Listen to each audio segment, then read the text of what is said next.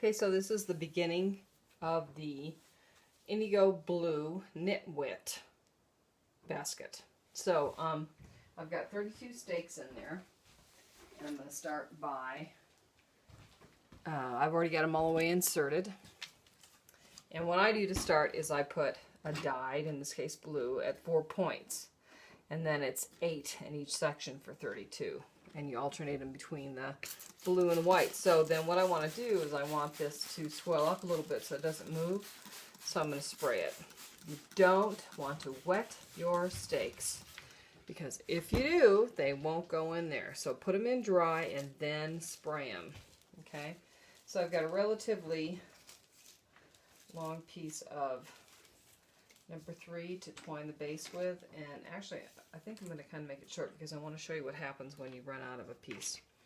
Okay, so you never do it all the way even because you don't want to add in at the same time.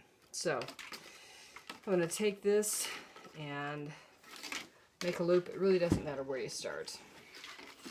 Okay, so then I'm going to twine. Twining is in front of one, behind one. I'm always using I've got 2 coming out at me, and I'm always making the stroke with the one that's the furthest from the direction that I'm going. I'm right-handed, so I'm weaving clockwise, so that means the one that's furthest to the left is the one that I'm going to twine with. In front of one, behind one. Okay? In front of one, behind one. And I'm going to do this for 2 rows. And then I'm going to lock it in. So I'm going to bore you with this so I can show you how I lock it in. And also I want to show you what I do if I don't have a long enough weaver. I know some people are, you have to have a long weaver. No, you don't. There's always an exception to the rule. And at this point, because I am showing you this, I am pushing the weaver up, but I usually never do that. I always want to be pulling it down because I've got more leverage that way. But because I'm limited on space, I'm not going to do that. So, once again, we're going to do 2 rows of this. Bear with me, I know this is the boring part.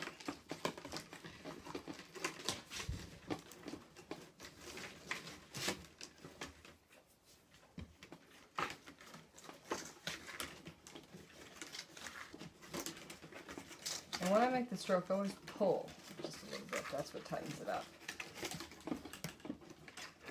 And pull down on it, not up, because then it'll bust your stake. Pull down. Pull down. Okay, so I'm coming up on the 2nd row. I do not step up. You can do that if you want, but I do not.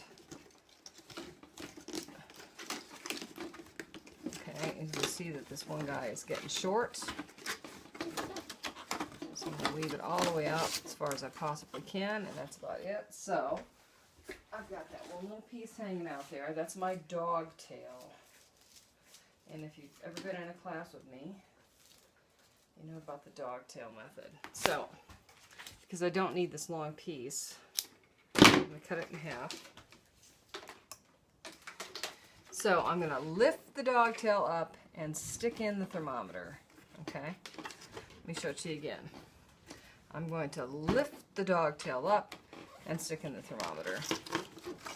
Okay? And then you just keep going, and we'll trim that up later.